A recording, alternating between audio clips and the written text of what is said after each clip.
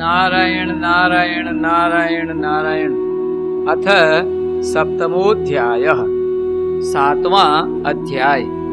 अवधूतोपाख्यान। पृथ्वी से लेकर कबूतर तक 8 गुरुओं की कथा। भगवान श्री कृष्ण ने कहा, महाभाग्यवान उद्धव, तुमने मुझसे जो कुछ कहा है मैं वही करना चाहता हूँ। ब्रह्मा, शंकर और इंद्र आदि लोकपाल भी अब यही चाहते हैं कि मैं उनके लोकों में होकर अपने धाम को चला जाऊं। पृथ्वी पर देवताओं का जितना काम करना था उसे मैं पूरा कर चुका। इसी काम के लिए ब्रह्मा जी की प्रार्थना से मैं बलराम जी के साथ अवतीर्ण हुआ था। अब यह यदुवंश जो ब्राह्मणों के शाप से भस्म हो चुका है, पारस्परिक फूट और युद्ध से नष्ट हो जाएगा। आज के 7वें दिन समुद्र इस पूरी द्वारका को डुबो देगा। प्यारे उद्धव, जिस क्षण मैं मर्त्यलोक का परित्याग कर दूंगा उसी क्षण इसके सारे मंगल नष्ट हो जाएंगे और थोड़े ही दिनों में पृथ्वी पर कलयुग का बोलबाला हो जाएगा। जब मैं इस पृथ्वी का त्याग कर दूं तब तुम इस पर मत रहना, क्योंकि साधु उद्धव, कलयुग में अधिकांश लोगों की रुचि अधर्म में ही होगी।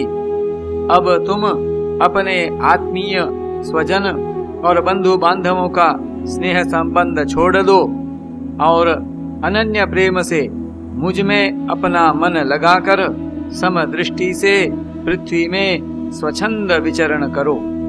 इस जगत में जो कुछ मन से सोचा जाता है, वाणी से कहा जाता है, नेत्रों से देखा जाता है और श्रवण आदि इंद्रियों से अनुभव किया जाता है, वह सब नाशवान है, सपने की तरह मन का विलास है। इसलिए माया मात्र है, मिथ्या है, ऐसा समझ लो। यदिदं मनसा वाचा चक्षुर्व्याम श्रवणादिभिः नश्वरं गृह्यमाणं च विद्धि माया मनोमयम्। जिस पुरुष का मन अशांत है, असंयत है, उसी को पागल की तरह अनेकों वस्तुएं मालूम पड़ती हैं। वास्तव में यह चित्त का भ्रम ही है। नानात्व का भ्रम हो जाने पर ही यह गुण है और यह दोष, इस प्रकार की कल्पना करनी पड़ती है। जिसकी बुद्धि में गुण और दोष का भेद बैठ गया है, दृढ़ मूल हो गया है, उसी के लिए कर्म, अकर्म और विकर्म रूप भेद का प्रतिपादन हुआ है। कर्म विहित कर्म, अकर्म विहित कर्म का लोप और विकर्म निषिद्ध कर्म, इनका प्रतिपादन हुआ है। इसलिए उद्धव, तुम पहले अपनी समस्त इंद्रियों को अपने वश में कर लो, उनकी बागडोर अपने हाथ में ले लो और केवल इंद्रियों को ही नहीं, चित्त की समस्त वृत्तियों को भी रोक लो और फिर ऐसा अनुभव करो कि यह सारा जगत अपने आत्मा में ही फैला हुआ है और आत्मा मुझ सर्वात्मा इंद्रियातीत ब्रह्म से एक है, अभिन्न है। जब वेदों के मुख्य तात्पर्य निश्चय रूप ज्ञान और अनुभव रूप विज्ञान से भली भांति संपन्न होकर तुम अपने आत्मा के अनुभव में ही आनंद मग्न रहोगे और संपूर्ण देवता आदि शरीरधारियों के आत्मा हो जाओगे। इसलिए किसी भी विघ्न से तुम पीड़ित नहीं हो सकोगे, क्योंकि उन विघ्नों और विघ्न करने वालों की आत्मा भी तुम ही होगी। जो पुरुष गुण और दोष बुद्धि से अतीत हो जाता है वह बालक के समान निषिद्ध कर्म से निवृत्त होता है, परंतु दोष बुद्धि से नहीं। वह विहित कर्म का अनुष्ठान भी करता है, परंतु गुण बुद्धि से नहीं। दोष बुद्धियो भयातीतो निषेधान न निवर्तते, गुण बुद्धिया च विहितम न करोति यथार्भकः, जिसने श्रुतियों के तात्पर्य का यथार्थ ज्ञान ही नहीं प्राप्त कर लिया बल्कि उनका साक्षात्कार भी कर लिया है और इस प्रकार जो अटल निश्चय से संपन्न हो गया है वह समस्त प्राणियों का हितैषी सुहृद होता है और उसकी वृत्तियां सर्वथा शांत रहती हैं। वह समस्त प्रतीयमान विश्व को मेरा ही स्वरूप आत्म स्वरूप देखता है, इसलिए उसे फिर कभी जन्म मृत्यु के चक्कर में नहीं पड़ना पड़ता। श्री सुखदेव जी कहते हैं, परीक्षित, जब भगवान श्री कृष्ण ने इस प्रकार आदेश दिया तब भगवान के परम प्रेमी उद्धव जी ने उन्हें प्रणाम करके तत्व ज्ञान की प्राप्ति की इच्छा से यह प्रश्न किया। उद्धव जी ने कहा, भगवान, आप ही समस्त योगियों की गुप्त पूंजी, योगों के कारण और योगेश्वर हैं। आप ही समस्त योगों के आधार, उनके कारण और योग स्वरूप भी हैं।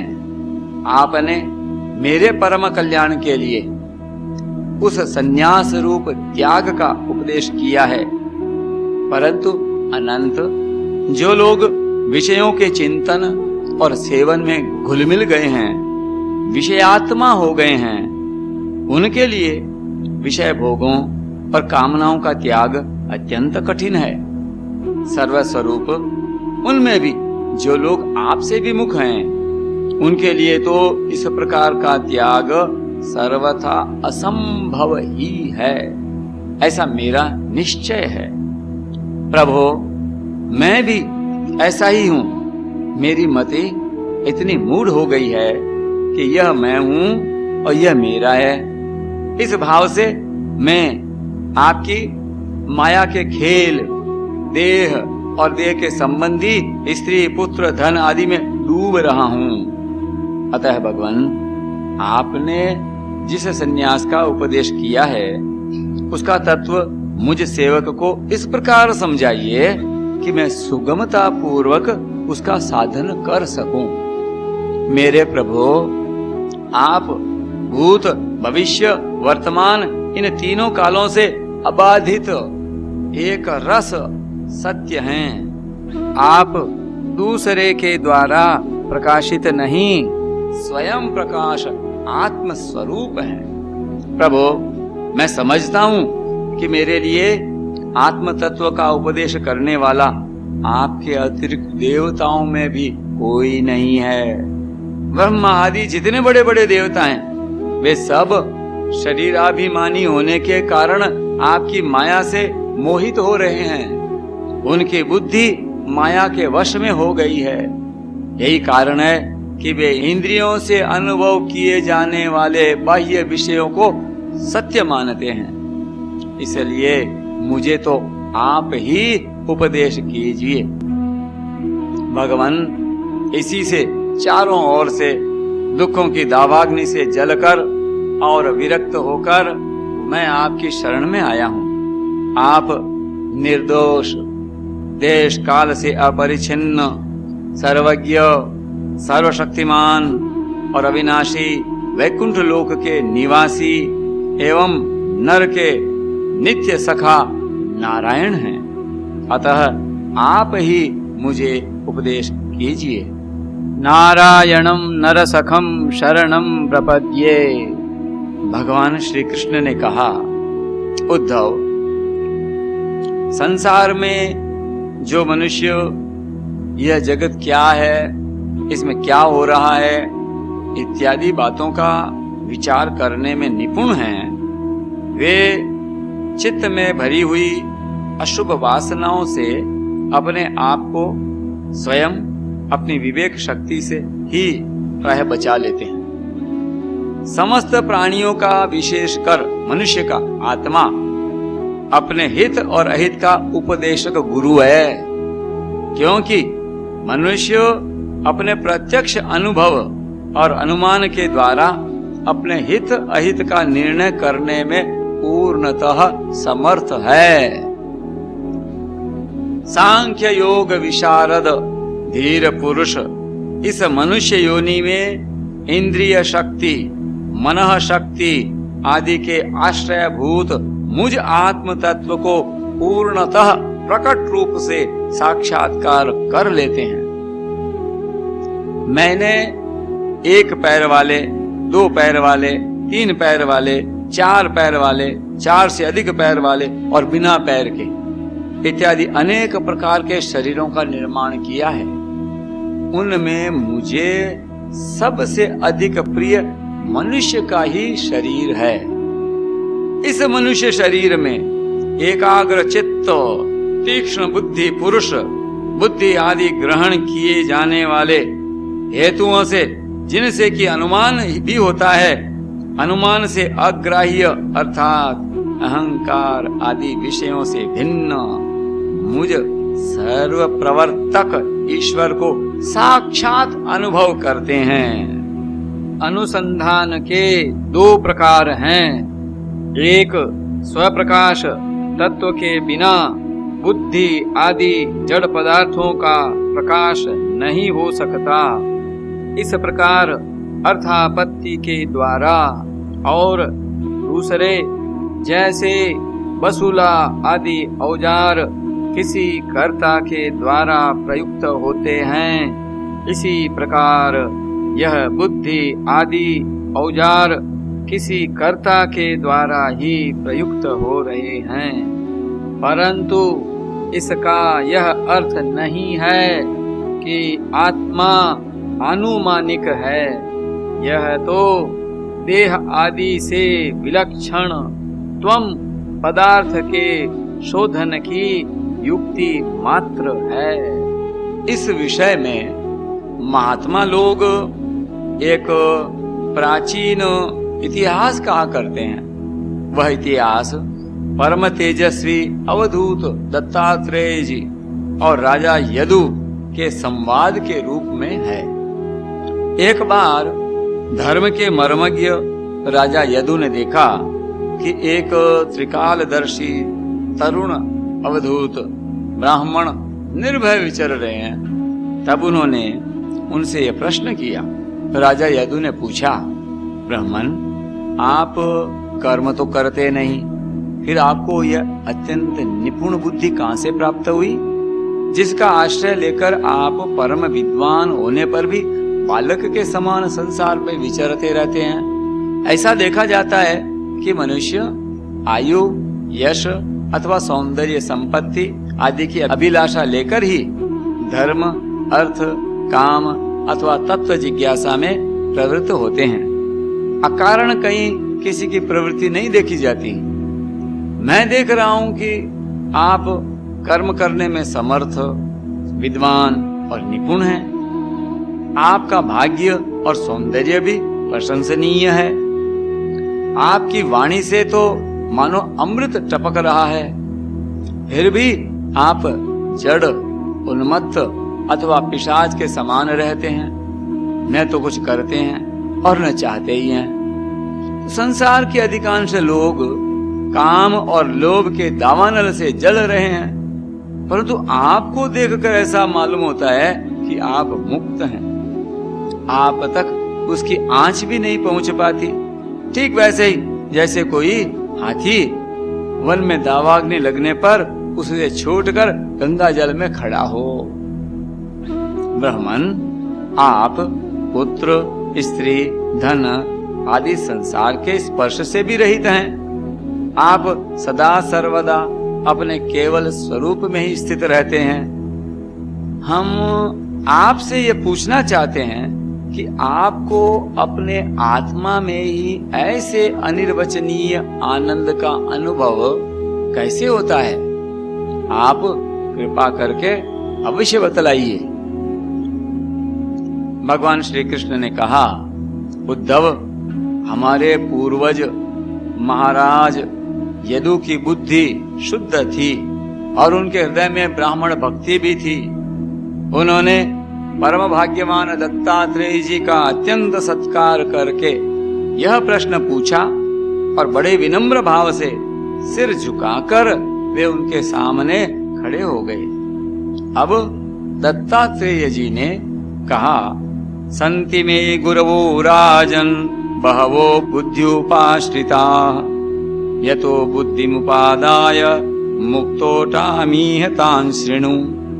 ब्रह्मवेत्ता दत्तात्रेय जी ने कहा, राजन, मैंने अपनी बुद्धि से बहुत से गुरुओं का आश्रय लिया है। उनसे शिक्षा ग्रहण करके मैं इस जगत में मुक्त भाव से स्वच्छंद विचरता हूँ। तुम उन गुरुओं के नाम और उनसे ग्रहण की हुई शिक्षा सुनो। मेरे गुरुओं के नाम हैं पृथ्वी, वायु, आकाश, जल, अग्नि, चंद्रमा, सूर्य, कबूतर, अजगर, समुद्र, पतंग, भौरा या मधुमक्खी, हाथी, शहद निकालने वाला, हरिण, मछली, पिंगला, वेश्या, कुरर पक्षी, बालक, कुंवारी कन्या, बाण बनाने वाला, सर्प, मकड़ी और भृंगी कीट। राजन, मैंने इन 24 गुरुओं का आश्रय लिया है और इन्हीं के आचरण से इस लोक में अपने लिए शिक्षा ग्रहण की है। वीरवर, ययाति नंदन, मैंने जिससे जिस प्रकार जो कुछ सीखा है वह सब ज्यों का त्यों तुमसे कहता हूँ, सुनो। मैंने पृथ्वी से उसके धैर्य की, क्षमा की शिक्षा ली है। लोग पृथ्वी पर कितना आघात और क्या क्या उत्पात नहीं करते, परंतु वह न तो किसी से बदला लेती है और न रोती चिल्लाती है। संसार के सभी प्राणी अपने अपने प्रारब्ध के अनुसार चेष्टा कर रहे हैं। वे समय समय पर भिन्न भिन्न प्रकार से जान या अनजान में आक्रमण कर बैठते हैं। तो धीर पुरुष को चाहिए कि उनकी विवशता समझे, न तो अपना धीरज खोवे और न क्रोध करे, अपने मार्ग पर ज्यों का त्यों चलता रहे। पृथ्वी के ही विकार, ये पर्वत और वृक्ष से मैंने यह शिक्षा ग्रहण की है कि जैसे उनकी सारी चेष्टाएं सदा सर्वदा दूसरों के हित के लिए ही होती हैं, बल्कि यूं कहना चाहिए कि उनका जन्म ही एकमात्र दूसरों का हित करने के लिए ही हुआ है। साधु पुरुष को चाहिए कि उनकी शिष्यता स्वीकार करके उनसे परोपकार की शिक्षा ग्रहण करे। मैंने शरीर के भीतर रहने वाले वायु, ये प्राण वायु से यह शिक्षा ग्रहण की है कि जैसे वह आहार मात्र की इच्छा रखता है और उसकी प्राप्ति से ही संतुष्ट हो जाता है, वैसे ही साधक को भी चाहिए कि जितने से जीवन निर्वाह हो जाए उतना भोजन कर ले। इंद्रियों को तृप्त करने के लिए बहुत से विषय न चाहे। संक्षेप में उतने ही विषयों का उपभोग करना चाहिए जिनसे बुद्धि विकृत न हो, मन चंचल न हो और वाणी व्यर्थ की बातों में न लग जाए। शरीर के बाहर रहने वाले वायु से मैंने यह सीखा है कि जैसे वायु को अनेक स्थानों में जाना पड़ता है, परंतु वह कहीं भी आसक्त नहीं होता, किसी का भी गुण दोष नहीं अपनाता, वैसे ही साधक पुरुष भी आवश्यकता होने पर विभिन्न प्रकार के धर्म और स्वभाव वाले विषयों में जाए, परंतु अपने लक्ष्य पर स्थिर रहे, किसी के गुण या दोष की ओर झुक न जाए, किसी से आसक्ति या द्वेष न कर बैठे। गंध वायु का गुण नहीं, ये पृथ्वी का गुण है, परंतु वायु को गंध का वहन करना पड़ता है। ऐसा करने पर भी वायु शुद्ध ही रहता है, गंध से उसका संपर्क नहीं होता। वैसे ही साधक का जब तक इस पार्थिव शरीर से संबंध है तब तक उसे इसकी व्याधि, पीड़ा और भूख प्यास आदि का भी वहन करना पड़ता है, परंतु अपने को शरीर नहीं आत्मा के रूप में देखने वाला साधक शरीर और उसके गुणों का आश्रय होने पर भी उनसे सर्वथा निर्लिप्त रहता है। राजन, जितने भी घट, मठ आदि पदार्थ हैं, वे चाहे चल हो या चल, उनके कारण भिन्न भिन्न प्रतीत होने पर भी वास्तव में आकाश एक और अपरिच्छिन्न अखंड ही है। वैसे ही चर अचर जितने भी सूक्ष्म स्थूल शरीर हैं, उनमें आत्मा रूप से सर्वत्र स्थित होने के कारण ब्रह्म सभी में है। साधक को चाहिए कि सूत के मणियों में व्याप्त सूत के समान आत्मा को अखंड और असंग रूप से देखे। वह इतना विस्तृत है कि उसकी तुलना कुछ कुछ आकाश से ही की जा सकती है। इसलिए साधक को आत्मा की आकाश रूपता की भावना करनी चाहिए। आग लगती है, पानी बरसता है, अन्न आदि पैदा होते और नष्ट होते हैं, वायु के प्रेरणा से बादल आदि आते और चले जाते हैं। तो यह सब होने पर भी आकाश अछूता रहता है।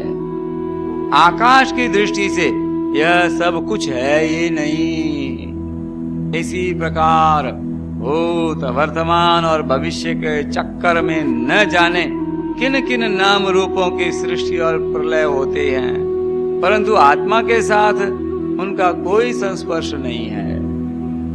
जिस प्रकार जल स्वभाव से ही स्वच्छ, चिकना, मधुर और पवित्र करने वाला होता है, तथा गंगा आदि तीर्थों के दर्शन, स्पर्श और नामोच्चारण से भी लोग पवित्र हो जाते हैं, वैसे ही साधक को भी स्वभाव से ही शुद्ध, स्निग्ध, मधुर भाषी और लोक पावन होना चाहिए। जल से शिक्षा ग्रहण करने वाला अपने दर्शन, स्पर्श और नामोच्चारण से लोगों को पवित्र कर देता है। राजन, मैंने अग्नि से यह शिक्षा ली है कि जैसे वह तेजस्वी और ज्योतिर्मय होती है, जैसे उसे कोई अपने तेज से दबा नहीं सकता, जैसे उसके पास संग्रह परिग्रह के लिए कोई पात्र नहीं, सब कुछ अपने पेट में रख लेती है, और जैसे सब कुछ खा पी लेने पर भी विभिन्न वस्तुओं के दोषों से वह लिप्त नहीं होती, वैसे ही साधक भी परम तेजस्वी, तपस्या से देदीप्यमान, इंद्रियों से अपराभूत, भोजन मात्र का संग्रही और यथा योग्य सभी विषयों का उपभोग करता हुआ भी अपने मन और इंद्रियों को वश में रखे, किसी का दोष अपने में न आने दे। जैसे अग्नि कहीं लकड़ी आदि में अप्रकट रहती है और कहीं प्रकट, वैसे ही साधक भी कहीं गुप्त रहे और कहीं प्रकट हो जाए। वह कहीं कहीं ऐसे रूप में भी प्रकट हो जाता है जिससे कल्याणकामी पुरुष उसकी उपासना कर सकें। वह अग्नि के समान ही भिक्षा रूप हवन करने वालों के अतीत और भावी अशुभ को भस्म कर देता है तथा सर्वत्र अन्न ग्रहण करता है। साधक पुरुष को इसका विचार करना चाहिए कि जैसे अग्नि लंबी चौड़ी टेढ़ी सीधी लकड़ियों में रहकर उनके समान ही सीधी टेढ़ी या लंबी चौड़ी दिखाई पड़ती है, वास्तव में वह वैसी है नहीं। वैसे ही सर्वव्यापक आत्मा भी अपनी माया से रचे हुए कार्य कारण रूप जगत में व्याप्त होने के कारण उन वस्तुओं के नाम रूप से कोई संबंध न होने पर भी उनके रूप में प्रतीत होने लगता है। मैंने चंद्रमा से यह शिक्षा ग्रहण की है कि यद्यपि जिसकी गति नहीं जानी जा सकती, उस काल के प्रभाव से चंद्रमा की कलाएं घटती बढ़ती रहती हैं, तथापि चंद्रमा तो चंद्रमा ही है, वह न घटता है और न बढ़ता ही है। वैसे ही जन्म से लेकर मृत्यु पर्यंत जितनी भी अवस्थाएं हैं सब शरीर की हैं, आत्मा से उनका कोई भी संबंध नहीं है। जैसे आग की लपट अथवा दीपक की लौ क्षण क्षण में उत्पन्न और नष्ट होती रहती है, उनका यह क्रम निरंतर चलता रहता है, परंतु दिख नहीं पड़ता। वैसे ही जल प्रवाह के समान वेगवान काल के द्वारा क्षण क्षण में प्राणियों के शरीर की उत्पत्ति और विनाश होता रहता है, परंतु अज्ञानवश वह दिखाई नहीं पड़ता। राजन, मैंने सूर्य से यह शिक्षा ग्रहण की है कि जैसे वे अपनी किरणों से पृथ्वी का जल खींचते हैं और समय पर उसे बरसा देते हैं, वैसे ही योगी पुरुष इंद्रियों के द्वारा समय पर विषयों का ग्रहण करता है और समय आने पर उनका त्याग, उनका दान भी कर देता है। किसी भी समय उसे इंद्रिय के किसी भी विषय में आसक्ति नहीं होती। स्थूल बुद्धि पुरुषों को जल के विभिन्न पात्रों में प्रतिबिंबित हुआ सूर्य उन्हीं में प्रविष्ट सा होकर भिन्न भिन्न दिखाई पड़ता है, परंतु इससे स्वरूपतः सूर्य अनेक नहीं हो जाता। वैसे ही चल अचल उपाधियों के भेद से ऐसा जान पड़ता है कि प्रत्येक व्यक्ति में आत्मा अलग अलग है, परंतु जिनको ऐसा मालूम होता है उनकी बुद्धि मोटी है। असल बात तो यह है कि आत्मा सूर्य के समान एक ही है, स्वरूपतः उसमें कोई भेद नहीं है। राजन, कहीं किसी के साथ अत्यंत स्नेह अथवा आसक्ति न करनी चाहिए, अन्यथा उसकी बुद्धि अपना स्वातंत्र्य खोकर दीन हो जाएगी और उसे कबूतर की तरह अत्यंत क्लेश उठाना पड़ेगा।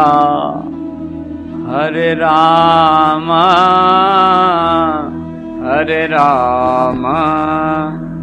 राम राम हरे हरे।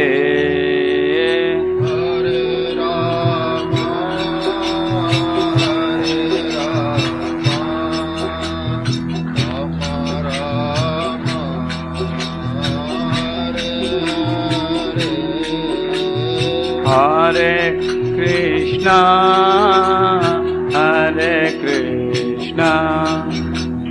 कृष्णा कृष्णा हरे हरे,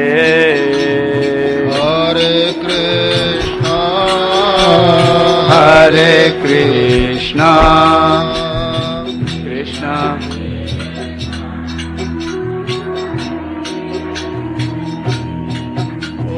हरे राम राम राम हरे हरे, हरे राम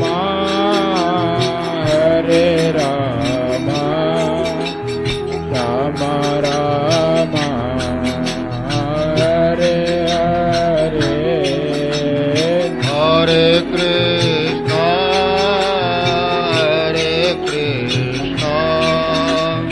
कृष्णा कृष्णा हरे हरे,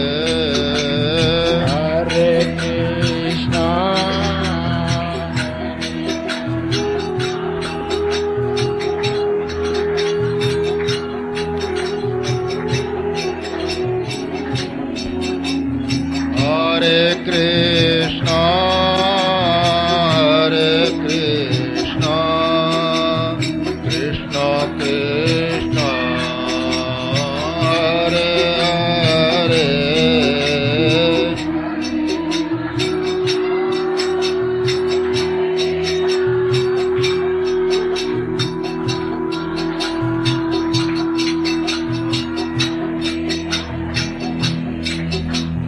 हरे Ram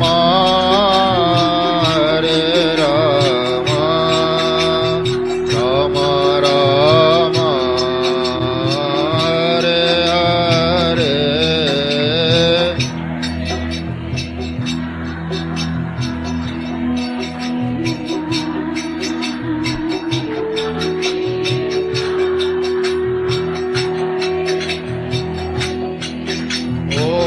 Hare Krishna,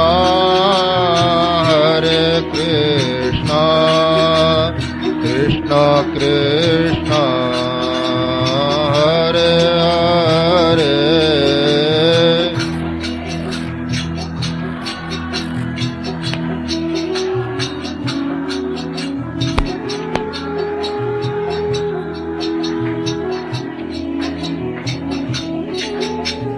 Hare Rama,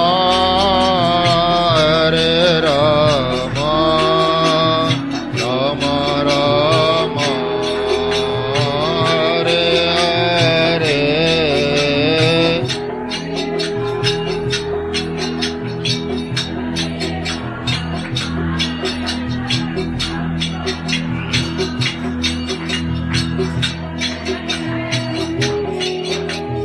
Hare Krishna,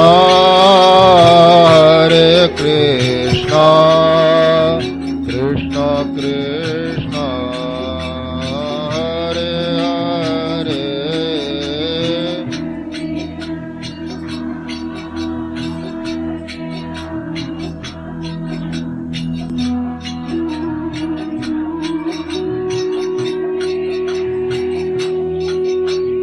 Hare Ram, Ram Ram, Hare Hare.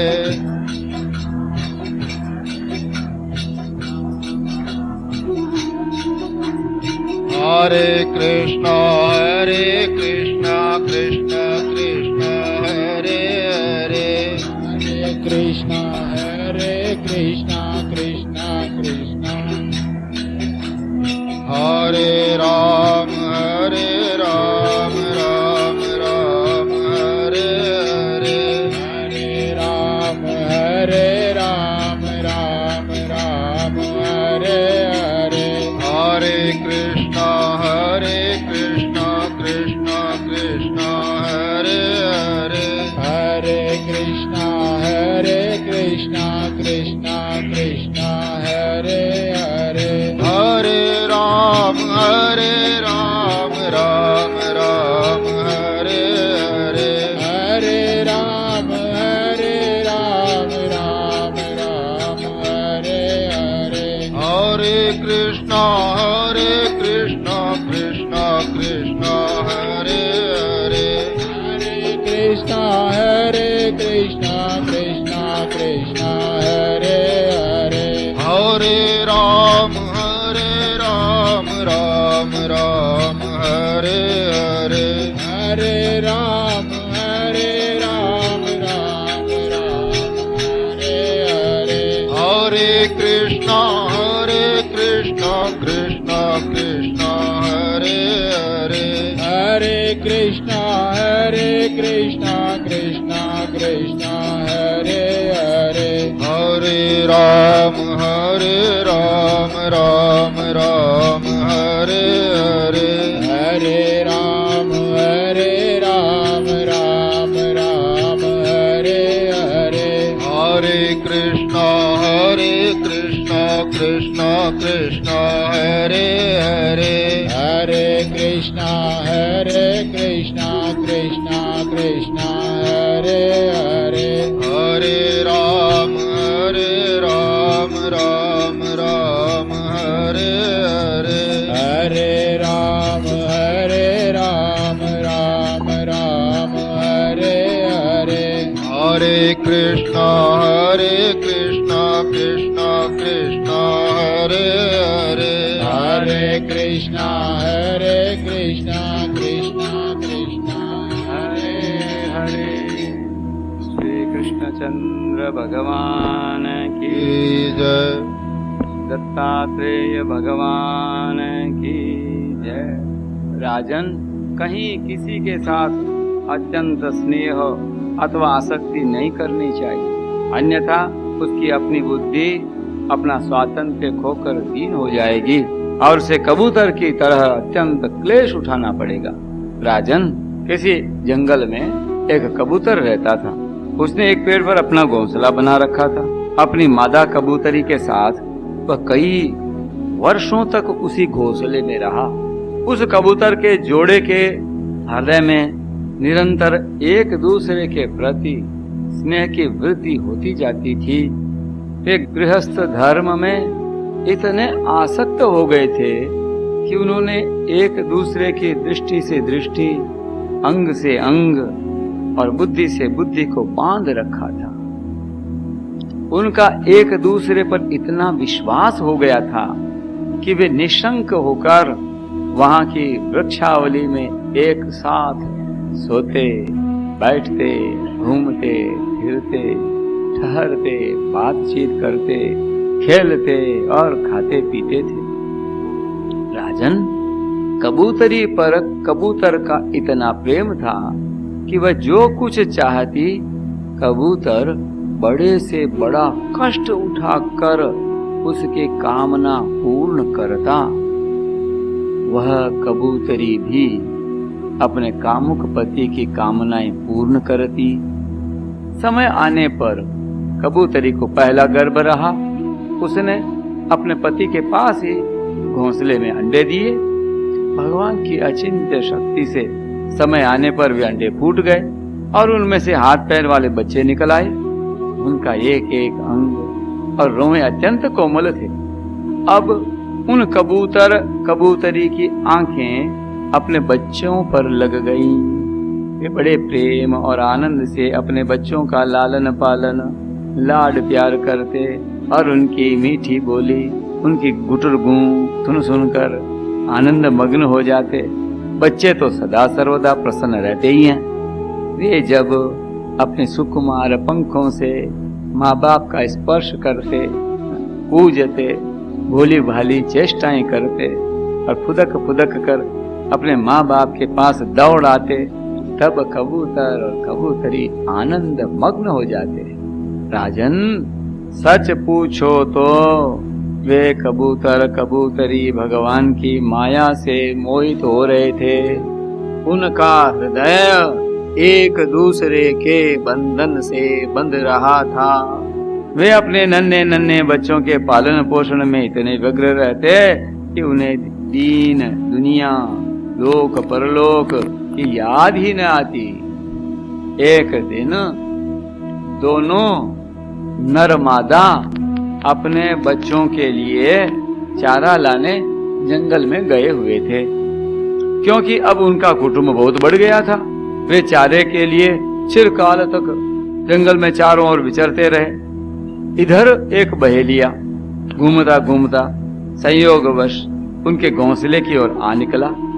उसने देखा कि घोंसले के आसपास कबूतर के बच्चे खुदक रहे हैं। उसने जाल फैलाकर उन्हें पकड़ लिया।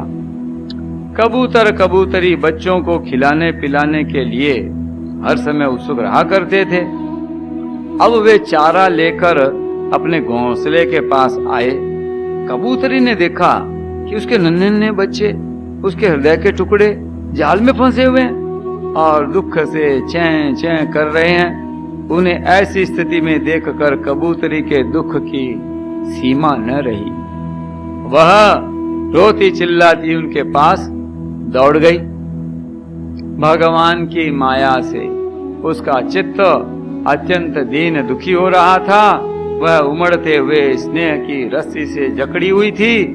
अपने बच्चों को जाल में फंसा देखकर उसे अपने शरीर की भी सुध बुध न रही और वह स्वयं ही जाकर जाल में फंस गई। जब कबूतर ने देखा कि मेरे प्राणों से भी प्यारे बच्चे जाल में फंस गए और मेरी प्राण प्रिया पत्नी भी उसी दशा में पहुंच गई, तब वह अत्यंत दुखित होकर विलाप करने लगा। सचमुच उस समय उसकी दशा अत्यंत दयनीय थी। मैं अभागा हूँ, दुर्मति हूँ, हाय हाय, मेरा तो सत्यानाश हो गया। देखो देखो, न मुझे अभी तृप्ति हुई और न मेरी आशाएं ही पूरी हुई। तब तक मेरा धर्म, अर्थ और काम का मूल यह गृहस्थ आश्रम ही नष्ट हो गया।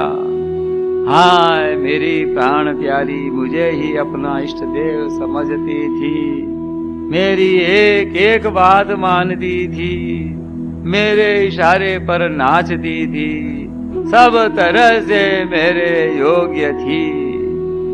आज वह मुझे सूने घर में छोड़कर हमारे सीधे साधे निश्चल बच्चों के साथ स्वर्ग दिदार रही है। मेरे बच्चे मर गए, मेरी पत्नी जाती रही, मेरा अब संसार में क्या काम है।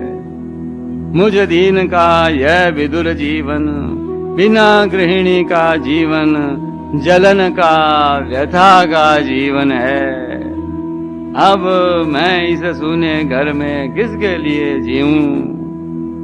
राजन, कबूतर के बच्चे जाल में फंसकर तड़फड़ा रहे थे। स्पष्ट दिख रहा था कि वे मौत के पंजे में हैं, परंतु वह मूर्ख कबूतर यह सब देखते हुए भी इतना दीन हो रहा था कि स्वयं जानबूझकर जाल में कूद पड़ा। राजन, वह बहेलिया बड़ा क्रूर था। गृहस्थाश्रमी कबूतर, कबूतरी और उनके बच्चों के मिल जाने से उसे बड़ी प्रसन्नता हुई। उसने समझा मेरा काम बन गया और वह उन्हें लेकर चलता बना।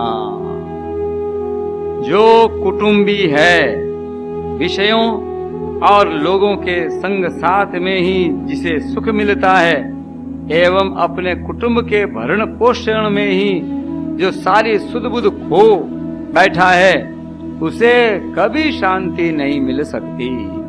वह उसी कबूतर के समान अपने कुटुंब के साथ कष्ट पाता है।